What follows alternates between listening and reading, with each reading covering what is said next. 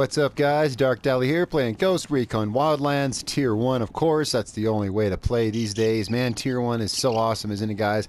Now a lot of you know I've been working on a new build for Tier 1. I want to share with you guys and get some of your input. Kind of do a similar thing to what we did last week, but there's no giveaway, there's no huge finale. It's just because this is serious business. Tier 1 gets seriously hard. So let's take all the stuff that doesn't need to be here. Let's take out all the frills and get down to real actual business on this build. That's what I want to do. I'm trying to create a real serious build for serious play because Tier 1 gets pretty seriously hard. Now first, there's a couple of things I want to say. Two things, actually, I guess. By popular demand, I am changing my my intro screen. I know a lot of you don't like my old Fallout 4 intro screen I've had forever with the, you know, the joo. And I got so used to just tacking it on the beginning of my videos. Finally, after popular viewer demand, I began to work on changing that. And also, this is what's kept me busy today, is starting a new intro sequence for my videos. I want to keep it, you know, short, not annoying, just have room for my name, some links, what have you. Also, today I launched my Patreon page for the YouTube channel. For those of you who really want to show your support to the channel and get some really awesome perks, be sure to check that out. There is an upcoming video, an official video announcing the Patreon page and all the perks and everything that it offers. That's the other thing that's kept me busy today. But if you want to go ahead and check it out, just go to patreon.com/Darkdally or catch the link to my Patreon from my YouTube channel art banner down there in the bottom right-hand corner. And don't worry, either late tonight or tomorrow, I'll finally get that video done. I've been putting together as an intro to explain all the benefits, what you get, and how you can support the channel. All right, thanks, guys. So anyway, let's get working on this Tier 1 build. Now, the first thing I wanted to do is I definitely wanted to incorporate a ghillie suit. Have been other YouTubers. Most people have seen the video by Scope, and if not, I'll try to find it and link it in the description of this video, but no promise. He did a really good video illustrating the ghillie suits are indeed sneakier than without. I think a ghillie suit's the way to go because it's pretty much proven they are sneakier and you need every advantage you can get. Let's take a look at the outfit that I chose. I don't show enough of my outfits. I should do more outfit videos. Let's look at the ghillie suit. I went with the Strands ghillie suit because it blends in, I think, as good as any of the other ghillie suits in every environment because it looks like dead grass. And there is truly no environment on Earth, at least that I've ever seen, that doesn't have dead grass. I live at very high altitude in the mountains, just about 1,000 feet below tree line, and even above tree line in the tundra, guess what? There's still dead grass. Yeah, I think it's a good all-around starter. Now let's go ahead and pop this off and show you the stuff that I'm wearing under it. I think this is a pretty good solid build. I've refined this several times. Let me show you what I'm wearing under it. Now I'm wearing the Jaws mask simply because I got it as a reward for a tier, and I was like, oh, this is really cool. So, you know, I'm going to wear this. And oh yes, I'm only tier 45, guys. I'm trying to find chances to play. I think I'm actually almost 44 now. I'm trying to find chances to play, but man, I'm almost 44. But man, it is hard. I do a lot of work on these videos, and I don't get as much time to play as I want, but I'll get there. So let's get back to what I was saying. I'm using the Jaws mask. Now, before I wore the Jaws mask, I think the best really is the balaclava was what I was wearing before, just in olive drab. I just wanted to make my character as nondescript as possible. So why the lack of camo? Isn't camo supposed to be like camouflagey? Yes, but it's hard to find a good general camo that blends in everywhere. The best I've found is this tiger camo she has on her hat. The UCP works okay, but it's a little green. This tiger stripe camo, which is found early on the list, actually right next to UCP. Actually, let's just go and find it right here. The USAF Digital Tiger actually works pretty well in all environments, but it still stands out some places. And I found I've had the best success, at least visually. And part of this, I mean, this is clothing. We're talking visually. I think I found the best visual camouflage is to keep everything just as plain and drab and blending together as possible. And I like the look. It gives me a military feel. So let me show you the gear I chose and the colors that I chose. Let's go back to accessories. So you can see I chose, well, I always like to wear the boonie hat. I just think it goes the best with these kinds of outfits. Thus, I can't wear a headset. So, hey, earpiece, it's small and you're not going to see it anyway because of the ghillie suit. For handwear, I chose the nice, just regular Nomex gloves, and I chose them in neutral. For the backpacks, I always go back to this backpack. It looks like the most authentic kind of backpack. It just does. To me, it does. And of course, in the flashy and fashionable olive drab. Now, patches, pick whatever the hell you want. I'm not much of a patch guy. I like this little wolf patch. I was like, okay, that's cool. Let's have a look at the clothes that I'm wearing. I like the Cry Combat shirt and colored olive drab. It gives it a nice little two-tone thing, which kind of breaks it up. I really dig that. For the vest, I'm choosing the IBA. The reason I chose this, I think it's just really, it's all cosmetic. I didn't want a huge heavy one, but I wanted one that had a plate in it. It makes it look a little more severe, a little more threatening, a little more serious than just a standard little molly harness, which is normally what I use for most of my builds, but I actually decided to go with the IBA, and I colored it sandstone to contrast. It's absolutely every bit as drab and downtone as the olive drab. It's every bit as neutral, but it kind of helps break it up a little bit. For the pants, I actually went with the US Woodland camo. I'm a big fan of US Woodland. I think it blends in really well pretty much everywhere, and of course, well, I'm also quite fond of it because this is what we wore back in my day, was the Woodland before they went to that, excuse my, that bullshit UCP stuff they use now, which everyone says sucks. This, in my opinion, was the best army camo right here, Woodland, and it really does kind of look good everywhere. Chose hiking boots. I'm not sure that matters. So that's the outfit that I'm using. I believe I've covered it all. Pretty simple. And when you put the Strands ghillie suit on, it's a really good. Now let's compare that with the. Let's go ahead and talk about the weapon paint actually first, and then I'll talk about the weapons I'm using and why, because there's definitely a why to these weapons. I believe I chose the same paint for both of them. I wanted them to be just as completely nondescript and neutral as possible. So I just went with olive gray. You could choose to paint the entire thing olive gray. I chose to go ahead and leave the extra parts black. I think it looks good. But all my weapons, except maybe my pistol is black. All my other weapons are just olive gray, and they blend in really well with the olive drab, with the straw. Your character really does look like a pile of dead grass, and that's what I was going for. Let's have a look at the weapons and why I chose these weapons, and I appreciate any input you have. Now, I've actually been using the pistol more and more and more in Tier 1. In fact, last night, I'm going to put some footage up now. Last night, I ran through 2 entire Tier 1 bases using nothing but pistol and fists. I just wanted to see how I could do it.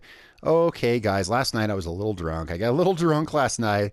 I cranked up the music until I couldn't even hear the game, and I was like, can I do this, bass completely jamming out with no sound with only a pistol? And actually, yeah. And while you get good tier point bonuses from far off kills, you can get them really big and in really quick succession with close-up kills. Personally, I had the best experience in close-up. And the pistol works well because it has such a small radius of sound detection. You can kill a guy in one room, and the guy in the next room may not even hear it go down. But I try to use melee takedowns when I can.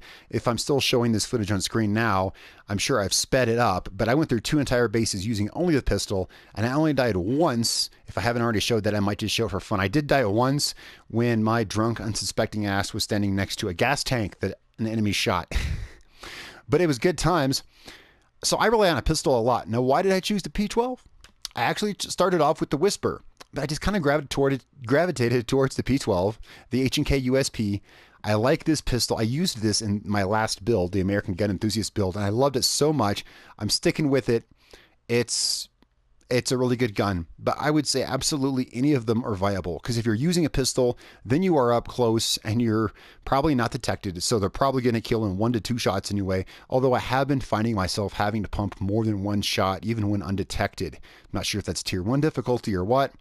A lot of people might be favoring the FN57, which is definitely a more serious pistol. It fires a larger round, it does more damage, and you can suppress it, and it has a larger, if I recall, magazine capacity. So a lot of people might favor the FN57. Me personally, sentimental value, I like the P12.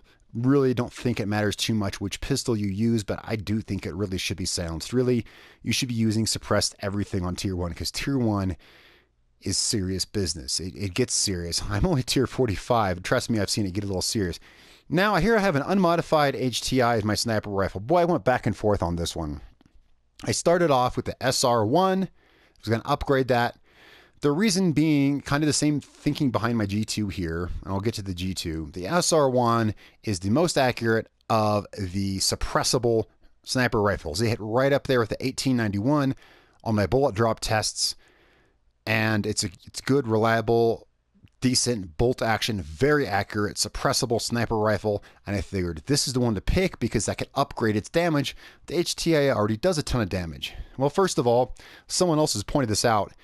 Maybe it's just me, maybe it's just him. It seems like the damage dropped when I went to tier 1. It seems to me, I remember the HTI's damage bar being higher than that.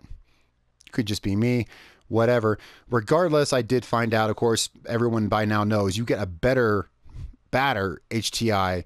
I think it's tier 40. Don't quote me on that. But in only a few more tiers, I'm going to get a bigger, badder HTI and be using that. Now, so let me discuss that real quick. Why am I using the HTI and not the SR1? It seemed like a sound strategy with the SR1, right? It's a good, solid, accurate rifle. I can increase its damage. It had lots of room to increase the damage because tier 1 is serious business.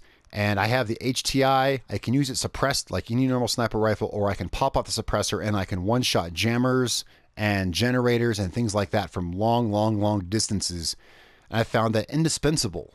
Recon is very important in tier 1, not only so you don't die, but because every enemy you recon gives you tier points. Now I'm finding out that depends on what tier you are. When I was tier 50, I got 6 points for each guy I reconned with my drone.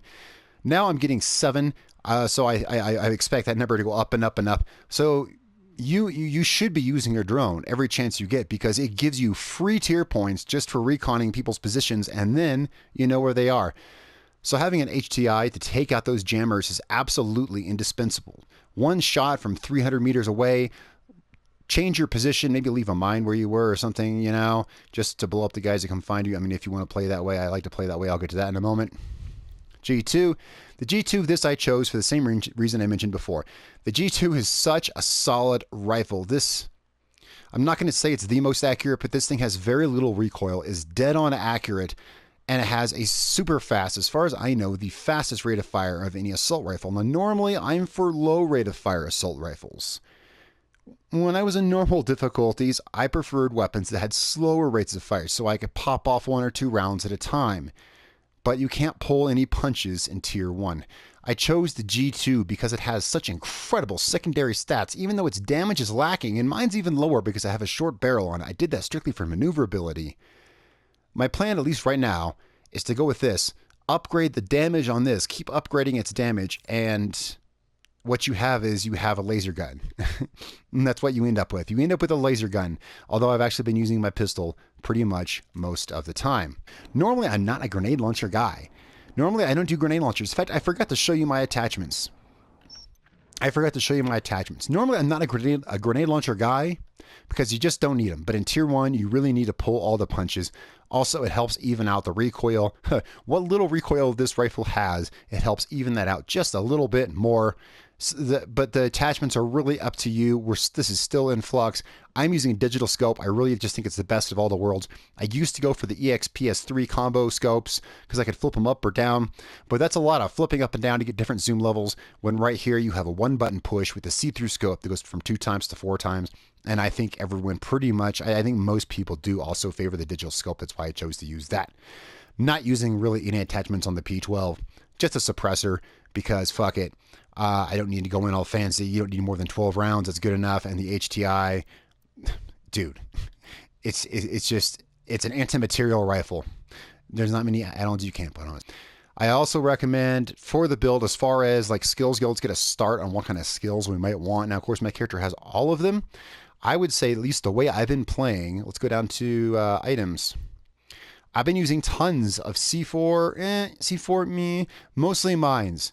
Mines all the time. In fact, it seems to me, okay, so you can use C4 as a distraction, like right there in the picture. You can put C4 on a gas tank, blow it up, creates a distraction. But from my experience, they check out the gas tank, but then they somehow zero in on where it was detonated from. So that said, that's one good strategy, is using C4 and mines in conjunction. You can use C4 as a distraction to draw people to a particular point. You will then probably become hunted because of an explosion detection. They may come hunting for you. Simply drop a mine where you are and move. I use a lot of mines. I use mines more than anything. I use mines so much that as I'm assaulting a base, I try to scout out the ammo points on the map and remember where they're at so I can get more mines, because I'm always leaving them behind as I go through doorways or any kind of choke point. I'm always dropping down mines. I mean, if that point of silence has been broken, if the point of silence has been broken to the point where you're kind of being hunted here and there, then yeah, if you're still totally dead silent and no one knows you're there, don't worry about the mines. But as soon as you get the slightest bit of detection, I start leaving mines at every single choke point, every single time that I do something that might draw their attention. And of course, you're not going to get a whole lot of points for that, though. You get the best points I've found from super long-range sniper shots and from takedowns, and I can't really say how the takedowns are affecting it. I've had an 86-point takedown. I've had 40-point takedowns. It might depend somewhat on the guy, the mob, you know, like whether they're a veteran or heavily armored or just some lackey. But I think I'm going to stick with my theory. I have a theory that the longer you remain undetected within an enemy's range, the more it builds up. I know killing in succession doesn't do it, because I've shot guys pow, pow, pow, pow, pow, pow, pow, real quick, and I just get the same number, you know, enemy kill +8, +8, +8, +8, +8. So I don't think it has anything to do with killing in succession, as with so many games. I have a feeling that it's the amount of time you remain undetected, and the more stealth and undetected kills you do. I've had, and one kill, just the undetected multiplayer alone, just the undetected part of it was over 50. And, you know, usually it's like 12 or something, depending, of course, on your tier level. So, guys, this video has gone on long enough. Go ahead and let me know in the comments below what you think about the start I have on this Tier 1 build. So far, Tier 45, this is working out great. So, guys, that's my start on my Tier 1 build. Tell me what you think. Any thoughts you have on it, maybe ideas or other strategies you have, let me know. All right, guys, we're going to continue this later. I got lots of stuff to do. I want to get that Patreon video up so I can introduce it to everyone on the channel. Thank you all so much for watching. It's been a pleasure. My name is Darkdally. I will catch you guys next time.